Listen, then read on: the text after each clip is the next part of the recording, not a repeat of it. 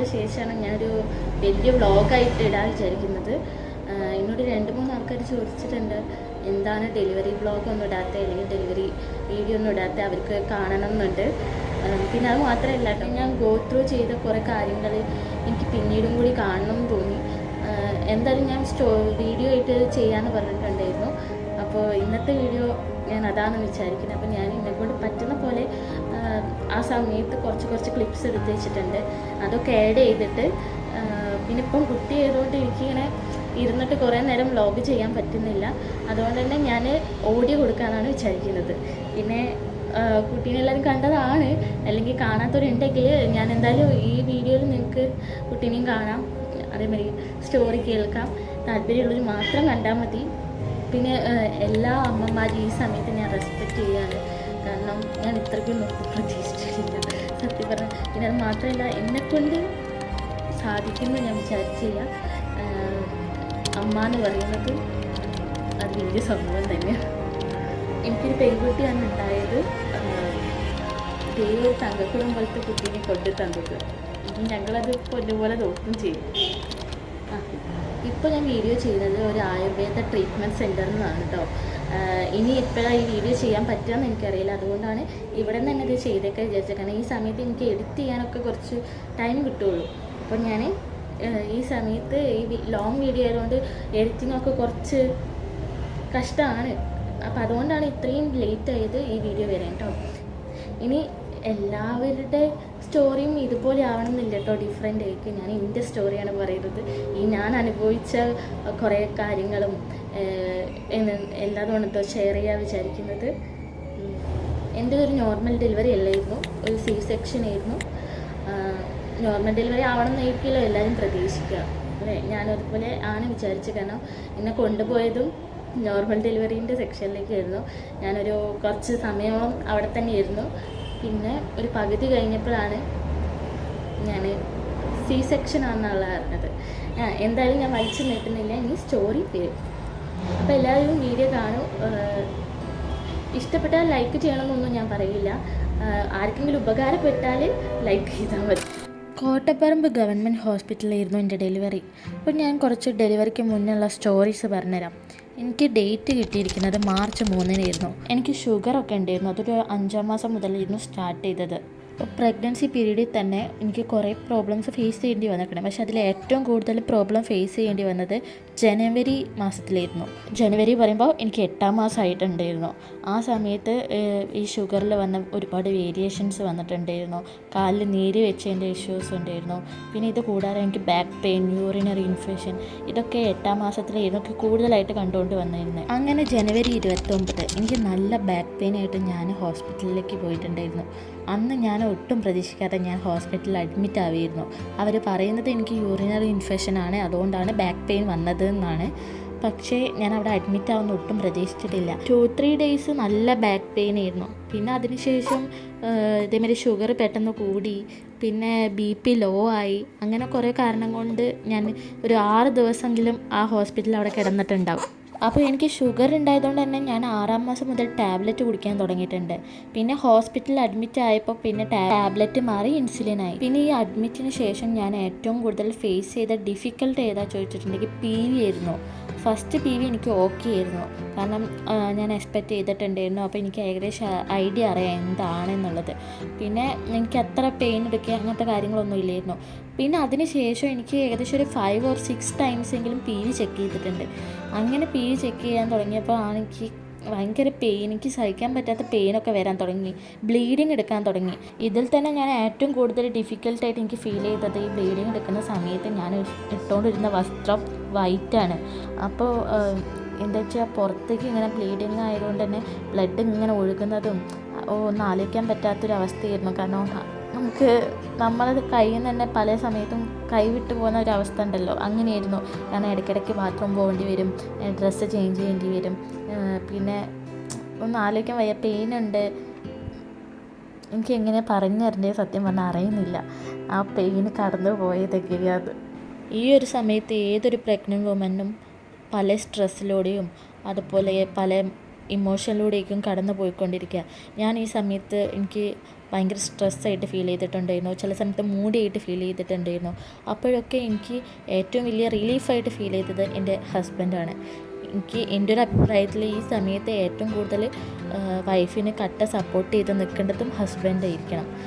അതുകൊണ്ട് തന്നെ എൻ്റെ ഹസ്ബൻഡ് ഇങ്ങനെ ഡെയിലി പറഞ്ഞ മാതിരി ഹോസ്പിറ്റലിൽ വരുന്നതിലും എന്നെ കാണലൊക്കെ ആയിരുന്നു. ഞങ്ങൾ കുറേ അങ്ങോട്ടും ഇങ്ങോട്ടും കഥകളൊക്കെ ഷെയർ ചെയ്യുമ്പോൾ തന്നെ എൻ്റെ പെയിൻ കുറഞ്ഞിട്ടില്ലെങ്കിലും മനസ്സിനൊരു ആശ്വാസം കിട്ടും. കാരണം കൂടെ ഒരാളുണ്ട് എന്നുള്ളൊരു ഫീല് നമുക്ക് കിട്ടിയാൽ തന്നെ നമ്മൾ എങ്ങനെയെങ്കിലും മുന്നോട്ട് പോകുമെന്നാണ് എനിക്ക് തോന്നുന്നത്. സോ എത്ര വേദന ഉണ്ട് പറഞ്ഞാലും നമ്മൾ ഇഷ്ടപ്പെടുന്ന ആൾക്കാർ നമ്മുടെ കൂടെ നിൽക്കുമ്പോൾ എല്ലാ വേദനയും കുറവായിട്ട് തോന്നും. അതുപോലെ തന്നെ മനസ്സിനൊരു സമാധാനവും ലഭിക്കും. ഇനി സ്റ്റോറിയിലേക്ക് വരാം. ജനുവരി 31 എൻ്റെ സ്കാനിങ് ഡേ. അങ്ങനെ അവിടെ നിന്ന് തന്നെ സ്കാൻ ചെയ്തിട്ട് ചെക്ക് ചെയ്തു. അപ്പോൾ ചെക്ക് ചെയ്തപ്പോഴാണ് അടുത്ത ഷോക്കിംഗ് ന്യൂസ് ഞങ്ങൾ അറിയുന്നത്. ബേബിയുടെ പൊസിഷൻ ബ്രീച്ചാണ്. സോ നോർമൽ ഡെലിവറി പോസിബിൾ അല്ല എന്ന് ഡോക്ടർ പറഞ്ഞു. ഇത് കേട്ട സമയത്ത് ആരായാലും ഒന്നും ഞെട്ടില്ലോ. സോ ഞാനും ഞെട്ടി. കാരണം എൻ്റെ കുട്ടിക്ക് എന്തെങ്കിലും പറ്റിയിട്ടുണ്ടോയെന്നായിരുന്നു ഞാൻ ആദ്യം പേടിച്ചത്. അപ്പോൾ അവർ പറഞ്ഞു കുട്ടിക്ക് ഒരു കുഴപ്പമില്ല, ഹെൽത്തിയാണ്. ആ സമയത്ത് ഡോക്ടർ എന്നെ ഈ ബ്രീച്ച് പൊസിഷനെ കുറിച്ച് കുറച്ച് പറഞ്ഞു തന്നു. ചില കേസസിൽ കുട്ടികൾ തിരിഞ്ഞു വരാൻ ചാൻസസ് ഉണ്ട്. പക്ഷേ എൻ്റെ കാര്യത്തിൽ അത് പോസിബിൾ അല്ല എന്ന് ഡോക്ടർ പറയാൻ കാരണം എനിക്ക് ഷുഗർ ഉണ്ടായതുകൊണ്ടാണ്. കാരണം ഷുഗർ ഉണ്ടായതുകൊണ്ട് തന്നെ എൻ്റെ കുട്ടിക്ക് കുറച്ചൊരു വെയിറ്റ് കൂടുതലാണ്. അതുകൊണ്ട് തന്നെ തിരിഞ്ഞു വരാൻ പോസിബിലിറ്റി കുറവായിരിക്കും എന്ന് പറഞ്ഞു. പിന്നെ ഫെബ്രുവരി 3 ഡിസ്ചാർജ് കിട്ടിയത്. അപ്പോൾ ഈ ഷോക്കിംഗ് ന്യൂസ് അറിഞ്ഞ മുതൽ തന്നെ ഞാൻ എൻ്റെ മനസ്സിനെ പറഞ്ഞ് പഠിപ്പിക്കുകയായിരുന്നു. എന്തായാലും എൻ്റെ വയർ കയറി മുറിക്കുമെന്ന് എനിക്ക് മനസ്സിലായി. പിന്നെ നമുക്ക് അറിയാലോ, ആ 7 ലെയറോളാണ് കട്ട് ചെയ്യുക. പെയിന് സഹിക്കാൻ കഴിയുന്നതിനും അപ്പുറമായിരിക്കും എന്ന് കേട്ടിട്ടുണ്ട്. അപ്പോൾ ഇതൊക്കെ മനസ്സിനെ പറഞ്ഞ് പഠിപ്പിക്കാൻ കുറച്ച് സമയം വേണ്ടി വരും. അങ്ങനെ ഞാനത് പറഞ്ഞ് പഠിപ്പിക്കലായിരുന്നു ആ സമയത്ത്. പിന്നെ ഡിസ്ചാർജ് കിട്ടി ഞാൻ വീട്ടിലെത്തിയ സമയത്ത് എന്നെക്കൊണ്ട് പറ്റുന്ന വിധം ഞാൻ ചെറിയ എക്സസൈസൊക്കെ ചെയ്യാൻ സ്റ്റാർട്ട് ചെയ്തു. പക്ഷേ എന്നോട് ഡോക്ടർ പറഞ്ഞത് ബെഡ് റെസ്റ്റ് ആയിരുന്നു. അപ്പോൾ ബെഡിന്ന് ചെയ്യാൻ പറ്റിയ ചെറിയ എക്സസൈസേ ഞാൻ ചെയ്തിട്ടുള്ളൂ. അതും ഞാൻ യൂട്യൂബ് വീഡിയോസൊക്കെ നോക്കിയിട്ടാണ് ചെയ്തത്. എനിക്ക് കംഫർട്ടബിളായിട്ട് ഫീൽ ചെയ്യുന്നത് മാത്രമേ ചെയ്തിട്ടുള്ളൂ. അതെനിക്ക് ഭയങ്കര യൂസ്ഫുള്ളായെന്ന് എനിക്ക് ഫീൽ ചെയ്തിട്ടുണ്ട്. അതിൻ്റെ റീസൺ ഞാനിപ്പോൾ പറയാം. അപ്പോൾ ഫെബ്രുവരി 11 എന്നോട് പെട്ടിയും ബാഗൊക്കെ ആയിട്ട് ഹോസ്പിറ്റലിലേക്ക് വരാൻ പറഞ്ഞിട്ടുണ്ടായിരുന്നു. മേ ബി അഡ്മിറ്റ് ആവേണ്ടി വരും എന്ന് വെച്ചാൽ ആ സമയത്ത് അവർ കീറി മുറിക്കുന്നുള്ളത് ഉറപ്പിച്ച് ഞാൻ പോകാൻ റെഡിയായിട്ട് നിന്നിട്ടുണ്ടായിരുന്നു. അങ്ങനെ അവിടെ എത്തി കാണിച്ചപ്പോൾ അവർ പറഞ്ഞു 2ാമത് സ്കാൻ ചെയ്യണം, എല്ലാ കാര്യങ്ങളും പിന്നും എന്ന് വെച്ചാൽ PV ചെക്ക് ചെയ്യും, ഈ കാര്യങ്ങളൊക്കെ അവിടെ നിന്ന് ചെയ്യും. അങ്ങനെ സ്കാൻ എടുത്ത സമയത്ത് ഒരു മിറാക്കിൾ അവിടെ സംഭവിച്ചു. വേറെ ഒന്നല്ല, ബ്രീച്ച് പൊസിഷനിൽ നിന്ന എൻ്റെ ബേബി സെഫാലിക് ആയത് പറഞ്ഞു. ഇത് ഡോക്ടേഴ്സ് അവിടെ ഒരുപാട് ആൾക്കാരെ ഉണ്ടായിരുന്നു. ആ സമയത്തായിരുന്നു ഈ സംഭവം ഉണ്ടായത്. അപ്പോൾ ഇവരെന്നെ ഷോക്ക് ചെയ്തിട്ട് അങ്ങോട്ടും ഇങ്ങോട്ടും പറയുന്നത് ഞാൻ കേട്ടതാണ്. അതുകൊണ്ടാണ് എനിക്കും ആ കാര്യം മനസ്സിലായത്, എന്താണ് സെഫാലിക്. അപ്പോൾ കുട്ടി തിരിഞ്ഞ് വന്നെന്നാണ് അതിൻ്റെ അർത്ഥം കേട്ടോ. അപ്പോൾ അവരെന്നോട് പറഞ്ഞു അവരൊട്ടും പ്രതീക്ഷിച്ചിട്ടില്ല എൻ്റെ ബേബി തിരിഞ്ഞ് വരുമെന്ന്. അത് കേട്ടപ്പോൾ എനിക്ക് ഒരുപാട് സന്തോഷം തോന്നി. എനിക്ക് പറഞ്ഞറിയിക്കാൻ പറ്റിയില്ല ഫീൽ എന്താണെന്നുള്ളത്. അതുകൊണ്ട് തന്നെ അവർ പറഞ്ഞു ഇന്ന് അഡ്മിറ്റ് ആവേണ്ട, ഇനി വീട്ടിൽ പോയിക്കോ, ഇനി ഞങ്ങൾ പറഞ്ഞ ഡേറ്റിൽ വന്നാൽ മതി. ഇത് അങ്ങനെ അഡ്മിറ്റ് ആവാനുള്ള ഡേറ്റ് തന്നത് ഫെബ്രുവരി 17. അപ്പോൾ അന്നും ഞങ്ങൾ ഇതേമാതിരി തന്നെ പെട്ടിയും ബാഗും ഒക്കെ ആയിട്ടാണ് പോയത്. കാരണം അഡ്മിറ്റ് ആവുമെന്ന് അവർ പറഞ്ഞു. അന്ന് എന്തായാലും അഡ്മിറ്റ് ആക്കുമെന്ന് ഒരു പറഞ്ഞു കേട്ടോ. അതുകൊണ്ട് ഉറപ്പായിരുന്നു അഡ്മിറ്റ് ആവും എന്നുള്ള കാര്യം. ഇതൊക്കെയാണ് ഞാൻ പറഞ്ഞ മുന്നത്തെ സ്റ്റോറി. ഇനി നമ്മൾ മെയിനായിട്ടുള്ള ടോപ്പിക്കിലേക്ക് വരികയാണ്, മൈ ഡെലിവറി. അപ്പോൾ അഡ്മിറ്റ് ആയ സമയത്ത് എന്നെ കാണാനൊക്കെ ആൾക്കാരൊക്കെ വരാൻ തുടങ്ങിയിട്ടുണ്ടായിരുന്നു. അപ്പോൾ അവരെന്തായാലും ചോദിക്കുക അതിൻ്റെ പെയിനെ കുറിച്ചിട്ട്, ഇപ്പോഴത്തെ കണ്ടീഷനെ കുറിച്ചിട്ടൊക്കെ ആയിരിക്കുമല്ലോ. അപ്പോൾ ഞാൻ കുറേ പെയിൻ സഹിക്കുന്നുണ്ടെന്ന് അവർ എന്നോട് പറഞ്ഞു. കാരണം ഇത്രയ്ക്കൊന്നും സഹിക്കേണ്ട ആവശ്യമില്ല, നിനക്ക് എന്തെങ്കിലും ചെറിയ ബുദ്ധിമുട്ട് വരുമ്പോൾ തന്നെ ഡോക്ടറെ അടുത്ത് പറഞ്ഞുകൂടെ എന്ന് എന്നോട് ചോദിച്ചു. ഞാനാണെങ്കിൽ വലിയ വേദന വരുമ്പോൾ മാത്രം ഡോക്ടറെ അടുത്ത് പറഞ്ഞാൽ പോരെ എന്നുള്ള കോൺസെപ്റ്റിലായിരുന്നു നിന്നുകൊണ്ടിരുന്നത്. കാരണം എല്ലാവരും പറഞ്ഞു വലിയൊരു വേദന വരും, അതാണ് യഥാർത്ഥ പ്രസവ വേദന എന്നാണ് ഞാൻ വിചാരിച്ചുകൊണ്ടിരുന്നത്. അതുകൊണ്ട് തന്നെ ഞാൻ ആ വേദനയ്ക്ക് വേണ്ടി വെയിറ്റ് ചെയ്ത് നിൽക്കുകയായിരുന്നു സത്യം പറഞ്ഞാൽ. അപ്പോൾ ഇന്ന് ഫെബ്രുവരി 20, ഏകദേശം സമയം 7:20 ആയിട്ടുണ്ട് കേട്ടോ. അപ്പോൾ അവർ പറഞ്ഞ അനുസരിച്ചിട്ട് ചെറിയ വേദന കുറച്ചും കൂടി കൂടിയ സമയത്ത് ഞാൻ വിചാരിച്ചു ഡോക്ടറെ അടുത്ത് പറയാമെന്ന്. അങ്ങനെ ഞാൻ ഡോക്ടറോട് പറഞ്ഞു എനിക്ക് ഈ വേദന സഹിക്കാൻ പറ്റുന്നില്ല, എന്താണെന്നറിയില്ല, ഒന്ന് ചെക്ക് ചെയ്യുമോ എന്നുള്ളത്. അങ്ങനെ അവർ പറഞ്ഞു നമുക്ക് എന്തായാലും ലേബർ റൂമിലേക്ക് പോകാം, ഏകദേശം 20-ആം തീയതി ആയിട്ടില്ലേ എന്നുള്ളത്. അപ്പോൾ ഞാൻ ആ സമയം മുതൽ ലേബർ റൂമിലേക്ക് കയറിയിട്ടുണ്ട്. അങ്ങനെ ആ സമയത്ത് ഒരു 2 തവണ പിന്നെയും PV ചെക്ക് ചെയ്തിട്ടുണ്ടായിരുന്നു. ഒന്ന് പുറത്തുനിന്നും പിന്നെ അത് കഴിഞ്ഞ് ലേബർ റൂമിൻ്റെ ഉള്ളിൽ കയറിയതിന് ശേഷം. പിന്നെ ലേബർ റൂമിൻ്റെ ഉള്ളിൽ കയറി കഴിഞ്ഞാൽ അത് വേറെ തന്നെ ഒരു ലോകം മക്കളെ. എങ്ങനെയാണ് എനിക്ക് പറഞ്ഞു തരേണ്ടതെന്ന് അറിയില്ല. നമുക്ക് ലൈവായിട്ട് വേണമെങ്കിൽ പകുതി പ്രസവം വരെ കാണാം. കാരണം ഇതൊരു ഗവൺമെൻറ് ഒരു ആശുപത്രി ആയതുകൊണ്ട് തന്നെ അങ്ങനത്തെ ഒരു അവസ്ഥയായിരുന്നു അവിടെ. അതുകൊണ്ട് തന്നെ ഞാൻ തൊട്ടടുത്ത് എന്ന് വെച്ചാൽ എനിക്ക് പെയിന് ഭയങ്കരമായിട്ടൊന്നും വന്നിട്ടില്ല. എന്നെക്കൊണ്ട് സഹിക്കാൻ പറ്റുന്നൊരു പെയിനേ ഉള്ളായിരുന്നു. അതുകൊണ്ട് തന്നെ ചുറ്റുമുള്ളത് എനിക്ക് കാണുമ്പോൾ അവരനുഭവിക്കുന്ന പെയിന് എല്ലാതും ഞാൻ ലൈവായിട്ട് കണ്ടുകൊണ്ടിരിക്കുകയല്ലേ. അത് കാണുമ്പോൾ നമുക്ക് തോന്നും അടുത്തത് ഞാനാണല്ലോ, ഇനി ഞാനല്ല ആ വേദന അനുഭവിക്കാൻ പോകണേന്ന് ഇമാജിൻ ചെയ്യാൻ പോലും പറ്റാത്തൊരവസ്ഥയിലായിരുന്നു ആ റൂമിൽ ഞാൻ കിടന്നുകൊണ്ടിരുന്നത്. അങ്ങനെ ഞാൻ വന്നതിന് ശേഷം ഒരുപാട് പേര് അടക്കി കയറി വന്നിട്ടുണ്ട്. ചിലരൊക്കെ പ്രസവം കഴിഞ്ഞിട്ട് പുറത്തേക്ക് ഇറങ്ങി പോയവരും ഉണ്ട് കേട്ടോ. ഇനി ഇതിൻ്റെ തൊട്ടടുത്ത് കിടക്കുന്ന ഒരു ഏച്ചിയാണ് കേട്ടോ. ആ ഏച്ചി ഞാൻ കഴിഞ്ഞതിന് ശേഷം വന്നതാണ്.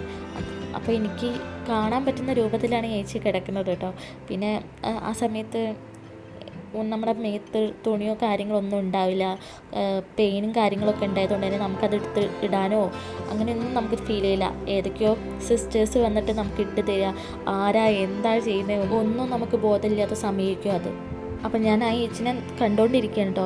ഒരുപാട് ഒച്ചയും ബഹളമൊക്കെ ഉണ്ടാക്കുന്നുണ്ട്. ഇതേമാതിരി പെയിൻ നന്നായിട്ട് ഫീൽ ചെയ്യുന്നുണ്ട് നമുക്ക് ആ സമയത്ത്. വേറൊരാൾ പെയിന് നമുക്ക് തൊട്ടടുത്ത് കിടക്കുമ്പോൾ ഫീൽ ചെയ്യുമല്ലോ, അങ്ങനെ ഒരു ഫീലിംഗ് ഉണ്ടാവാൻ തുടങ്ങി. പിന്നെ കുറേ ഡോക്ടേഴ്സും സിസ്റ്റേഴ്സും ഒക്കെ വരാൻ തുടങ്ങി. അതേമാതിരി തന്നെ പുഷ് ചെയ്യാൻ പറഞ്ഞ് അങ്ങനെ ആൾ പുഷ് ചെയ്യുന്നുണ്ട്. അപ്പോൾ ഞാൻ കണ്ടു ശരിക്കും പറഞ്ഞാൽ ഒരു തല അടിയിലൂടെ വരുന്നത്. എനിക്ക് ആലോചിക്കാൻ വയ്യ. അങ്ങനെ കുറച്ചൊന്ന് പുറത്തെത്തിയതിന് ശേഷമാണ് ഇവർ നമ്മളെടുത്തുനിന്ന് ആ ചേച്ചിനെ കൊണ്ടുപോയത് കേട്ടോ. എന്നിട്ട് വേറെ റൂമിൽ നിന്നാണ് പ്രസവമൊക്കെ ഉണ്ടായിരുന്നത്. പക്ഷേ ആ തല ഞാൻ കണ്ടു ഫുള്ളും ബ്ലഡായിട്ട് വന്നത്. എൻ്റെ ഭഗവാനെ, ഞാൻ വീഡിയോയിലൊക്കെ കാണുന്നല്ലാതെ നമ്മൾ നേരിട്ടത് കാണുമ്പോൾ ഉണ്ടല്ലോ, എങ്ങനെയൊക്കെ ആ തല പുറത്ത് വന്നതെന്ന് എനിക്ക് ഇമാജിൻ ചെയ്യാൻ പോലും പറ്റാത്തൊരവസ്ഥയായിരുന്നു. അങ്ങനെ ഞാൻ ഇതൊക്കെ ആലോചിച്ച് അവിടെ കിടക്കുന്ന സമയത്താണ് എൻ്റെ അടിയിൽ കൂടെ കുറേ നേരമായിട്ട് വെള്ളം ഇങ്ങനെ പോയിക്കൊണ്ടിരിക്കുന്നത്. അപ്പോൾ ഇത് ഞാൻ ആദ്യം വിചാരിച്ചത് യൂറിനായിരിക്കും എന്നാണ്. അങ്ങനെ യൂറിനാകുമ്പോൾ ഒരു ലിമിറ്റേഷനില്ലേ, എത്രയായി കഴിഞ്ഞാൽ നിൽക്കുന്നുള്ളത്.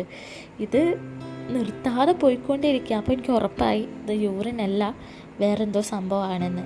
പിന്നെയാണ് ഞാൻ വീഡിയോസിലൊക്കെ കണ്ടിട്ടുണ്ട് വാട്ടർ ബ്രേക്ക് ആവുന്നതുള്ളത്. പിന്നെ ഞാൻ അവിടെ ഡെലിവറിക്ക് പോയ സമയത്തും ഞാൻ കുറേ കേട്ടിട്ടും കണ്ടിട്ടുമുണ്ട്. അപ്പോൾ ഞാൻ ഇതേമാതിരി സിസ്റ്ററിനെ വിളിച്ചു. അതിന് സിസ്റ്റേഴ്സ് വന്ന് നോക്കിയപ്പോൾ അവർ പറഞ്ഞു വാട്ടർ ബ്രേക്ക് ആയതെന്ന്. അവർ തന്നെ ഡോക്ടേഴ്സിനെ വിളിച്ചു. അങ്ങനെ അവർ പിന്നെ എന്നെ ചെക്ക് ചെയ്തു. ഇതേമാതിരി PV നോക്കിയ സമയത്ത് എനിക്ക് ഏകദേശം 3 സെൻറ്റിമീറ്റർ ആയിരുന്നു വലിപ്പം വന്നിട്ടുണ്ടായിരുന്നത്. അപ്പോൾ അവർ പറഞ്ഞു ഇത്രയായിട്ടും കുട്ടി ഇറങ്ങി വന്നിട്ടില്ല എന്നുള്ളത്. അതുകൊണ്ട് തന്നെ ഇനി നോർമലിന് വേണ്ടിയിട്ട് നമ്മൾ വെയിറ്റ് ചെയ്യണം. അത് വലിയ റിസ്ക് കേസ് ആയിരിക്കും കുട്ടിക്ക്. 3 സെൻറ്റിമീറ്റർ ആയപ്പോഴേക്കും വാട്ടർ ബ്രേക്ക് ആയതുകൊണ്ടെന്ന്. അപ്പം എനിക്കാണെങ്കിൽ എന്താ ചെയ്യേണ്ടതെന്ന് അറിയുന്നില്ല. അപ്പം ഞാൻ പറഞ്ഞു നിങ്ങളുടെ ഇഷ്ടം പോലെ എന്താ ചെയ്തോന്ന്, കുട്ടീനെ സേഫായിട്ട് കിട്ടിയാൽ മതി എന്ന് മാത്രമേ ഞാൻ പറഞ്ഞിട്ടുള്ളൂ. അപ്പോൾ നമ്മൾ കുറച്ച് പേപ്പേഴ്സിലൊക്കെ ഒപ്പിടിക്കണം. കാരണം നമ്മൾ പോണത് ഓപ്പറേഷൻ തിയേറ്ററിലോട്ടിലാണ്. എന്തായാലും കയറി മുറിക്കാനാണ് പോകണമെന്ന് മനസ്സിലായി. അപ്പം നമ്മൾ മാത്രമല്ല പുറത്തിരിക്കുന്ന ആൾക്കാരെ കൊണ്ട് സൈൻ ചെയ്യിപ്പിക്കും. എന്ന് വെച്ചാൽ എൻ്റെ ഗാർഡിയനായിട്ട് വരുന്ന ആരാണോ അവരെ കൊണ്ട്. അപ്പം എൻ്റെ ഹസ്ബൻഡും അമ്മയ്ക്കും സൈൻ ചെയ്തോ എനിക്ക് ഓർമ്മയില്ല. പുറത്തും സൈൻ ചെയ്യിപ്പിച്ചു എന്ന് അവർ പറഞ്ഞു. അങ്ങനെ എന്നോട് അവർ പറഞ്ഞു ഞങ്ങൾ നിന്നെ വീൽ ചെയറിൽ ഇരുത്തിയിട്ടേക്കും ആയിക്കൂടെ പോവുക. അപ്പോൾ പുറത്തു കൂടിയാണ് പോവുക. അപ്പോൾ നിൻ്റെ ഇഷ്ടപ്പെട്ട ആൾക്കാർ ചിലപ്പം പുറത്ത് നിൽക്കുന്നുണ്ടാവും.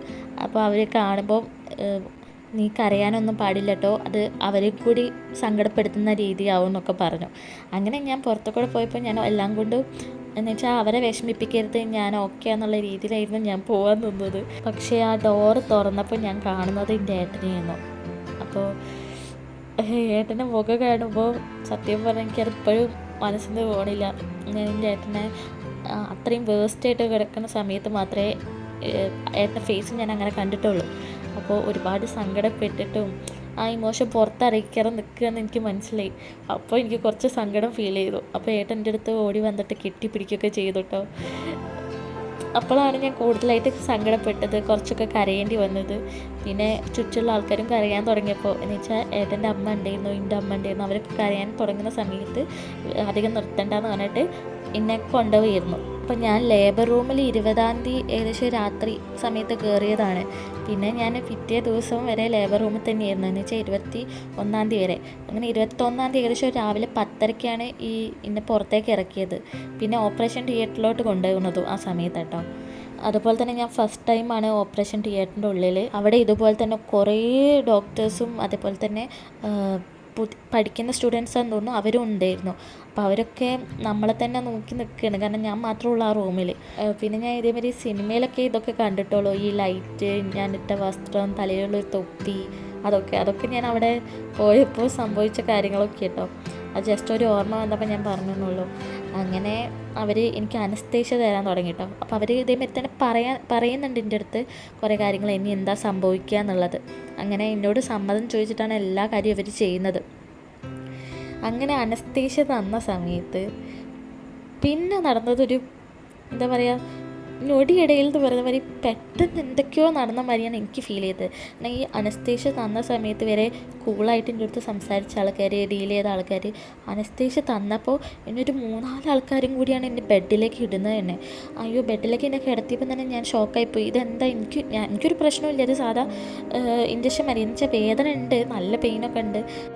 പെട്ടെന്ന് എല്ലാവരും കൂടി എന്നെ പിടിച്ച് കിടത്തി. അത് സംഭവം എന്താ വെച്ചിട്ടുണ്ടെങ്കിൽ മരുന്ന് പെട്ടെന്നായിരിക്കും നമ്മുടെ ശരീരത്തിൽ പിടിക്കുക. അപ്പോൾ അതിന് മുന്നേ നമ്മുടെ പൊസിഷൻ റെഡി ആക്കിയിട്ട് അവർ കിടത്തിയില്ലെങ്കിൽ അത് വേറെ രീതിയിൽ ബാധിക്കും തോന്നുന്നു. എനിക്ക് മനസ്സിലായ കാര്യം കേട്ടോ ഞാൻ ഷെയർ ചെയ്യുന്നത്, എനിക്കറിയില്ല ഇതിനെക്കുറിച്ച് കൂടുതലായിട്ട് പറയുന്നേരെ. അങ്ങനെ അവരെന്നെ അപ്പം തന്നെ കിടത്തി. പിന്നെ മാസ്ക് കാര്യങ്ങളൊക്കെ ഇടാൻ തുടങ്ങി. പിന്നെ ഇതേമാതിരി കണ്ണ് മൂടിയിട്ടുണ്ടായിരുന്നു കേട്ടോ. അതുകൊണ്ട് തന്നെ എനിക്ക് ചെറിയൊരു വെളിച്ചത്ത് മാത്രമേ ഇവരെ കാണുന്നുള്ളൂ. കണ്ണ് മൊത്തമായിട്ട് മൂടില്ല, ജസ്റ്റ് മുകളിലിങ്ങനെ വെച്ചിരിക്കുകയാണ് ഒരു തുണി കഷ്ണം. അതുകൊണ്ട് തന്നെ അവർ വെച്ച പൊസിഷൻ റെഡി ആവാത്തതുകൊണ്ട് ഞാൻ സൈഡിൽ കൂടെ ചെറുങ്ങനെ രീതിയിൽ കാണുന്നുണ്ട് എന്തൊക്കെയാണ് സംഭവിക്കുന്നതെന്ന്. അങ്ങനെ അവർ എന്തൊക്കെയോ വയർ കീറുന്നതൊക്കെ എനിക്ക് മനസ്സിലാവുന്നുണ്ട്. പക്ഷെ അത് വലിയ പെയിനോ കാര്യങ്ങളൊന്നും ഇല്ല വയർ കീറുന്നതിൻ്റെത്. പക്ഷേ എന്തോ സാധനം കീറുന്നതാണെന്ന് മനസ്സിലായി. നമ്മുടെ വയറാണെന്നാണ്, അങ്ങനത്തെ ഒരു ഫീലില്ല. പിന്നെ ഞാൻ കേൾക്കുന്നത് ചെറിയൊരു കരച്ചിലിൻ്റെ ഒരു സൗണ്ട് കേട്ടോ. അത് കേൾക്കലും എന്നോട് ചോദിച്ച് കുട്ടീനെ കണ്ടോയെന്ന് ചോദിച്ചപ്പോൾ എനിക്കൊന്നും പറയാനും പറ്റാത്ത അവസ്ഥയോ. അപ്പോൾ അവരെന്നെ പറഞ്ഞു, ഓ സോറി, ഞങ്ങൾ തുണി എടുക്കാൻ മറന്നോ ഇല്ലേ, എന്ന് വെച്ചാൽ കണ്ണിൻ്റെ മുകളിൽ വെച്ച തുണി അവരെടുത്തിട്ടില്ലായിരുന്നു. ഞാൻ ക്ലോത്ത് മാറ്റിയപ്പോൾ സത്യം പറഞ്ഞാൽ ആ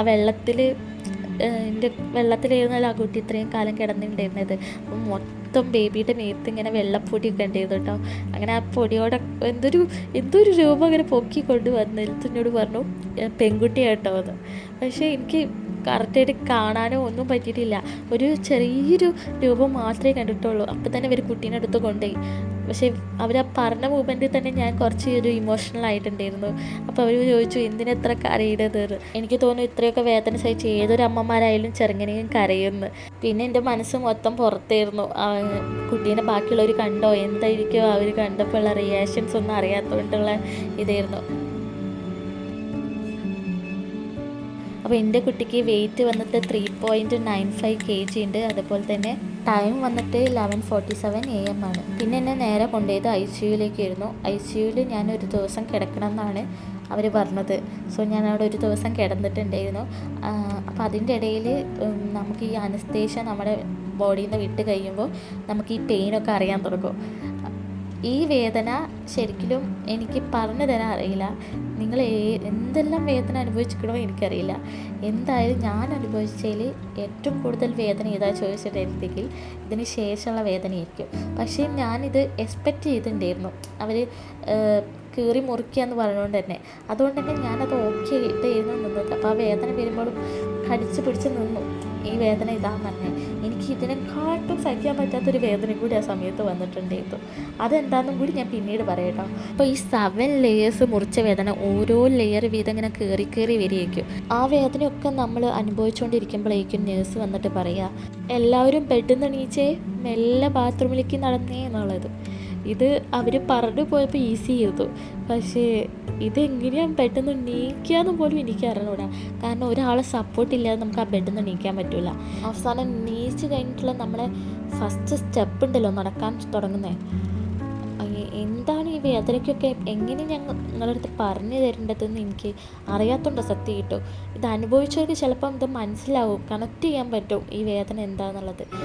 ഇനി ഞാൻ പറഞ്ഞില്ല, എനിക്ക് സഹിക്കാൻ പറ്റാത്തൊരു വേറൊരു വേദനയും കൂടി ഉണ്ടായിരുന്നു. അത് വേറെ ഒന്നുമല്ല, എനിക്ക് ഈ അനസ്തീഷ്യ തന്നിട്ട് എൻ്റെ ദേഹത്ത് കയറിയപ്പോൾ ചില ആൾക്കാർക്ക് അത് പറ്റില്ല എന്ന് പറയും. അപ്പോൾ അതുപോലെ തന്നെ എനിക്ക് അതിൻ്റെ ഒരു സൈഡ് എഫക്റ്റ് പോലെ വന്നത് ഹെഡ് ഏക്കാണ്. അപ്പം നിങ്ങൾ വിചാരിക്കും സാധാ ഒരു ഹെഡ് ഏക്ക് അല്ലേ, ഇതിനാണ് അത്ര വലിയ പെയിൻ എന്ന് പറഞ്ഞത്. ഇത് സ്പൈനൽ ഹെഡ് ഏക്കാണ്. നിങ്ങൾക്ക് ഗൂഗിളിൽ സെർച്ച് ചെയ്താൽ അതിൻ്റെ ഫുൾ ഇൻഫർമേഷൻ എന്താണെന്ന് കിട്ടും. ഒട്ടും സഹിക്കാൻ പറ്റാത്തൊരു ഹെഡ് ഏക്ക് അത്. സത്യം പറഞ്ഞാൽ ഞാൻ മരിച്ചു പോവോ വരെ വിചാരിച്ചിട്ടുണ്ടായിരുന്നു ആ സമയത്ത്. എങ്ങനെയാണ് എനിക്ക് മുന്നോട്ട് ജീവിക്കാൻ പറ്റുക, പുറത്തുള്ള ആൾക്കാരെയൊക്കെ കാണാൻ പറ്റുമോ. നമുക്ക് ആ സമയത്ത് പല ചിന്തകളും കടന്നു പോകും. കാരണം എനിക്കിതേമാതിരി തന്നെ അടിയിലുള്ള വേദന ഞാൻ കടിച്ച് പിടിച്ച് നിൽക്കിയിരുന്നു. അപ്പോഴാണ് ഈ വേദനയും കൂടി വരുന്നത്. പിന്നെ ഞാൻ ഈ സമയത്ത് നിങ്ങൾ ഒന്ന് ചിന്തിക്കണം, ഞാൻ കുരച്ചിട്ടുണ്ട്, ഛർദ്ദിച്ചിട്ടുണ്ട്. ഇതൊക്കെ ഡെലിവറി കഴിഞ്ഞ ആൾക്കാർക്ക് നന്നായിട്ട് മനസ്സിലാവും. കാരണം ഡെലിവറി കഴിഞ്ഞിട്ട് ഒരു ദിവസമേ ആയിട്ടുള്ളൂ. അപ്പോഴാണ് ഈ കാര്യങ്ങളൊക്കെ ഉണ്ടാവുന്നത്. എനിവേ ഞാൻ കൂടുതലൊന്നും പറഞ്ഞിട്ട് നിങ്ങൾ ടെൻഷൻ അടിപ്പിക്കുന്നില്ല. ഒറ്റ കാര്യം നിങ്ങൾ ആലോചിച്ചാൽ മതി. ഇത്രയും നാൾ നിങ്ങൾ കാണാൻ കൊതിച്ചിരുന്ന ആളാണ് പുറത്ത് വന്നത്. അയാൾ നമുക്കും വേണ്ടിയിട്ട് പുറത്ത് വെയിറ്റ് ചെയ്തുകൊണ്ടിരിക്കുക.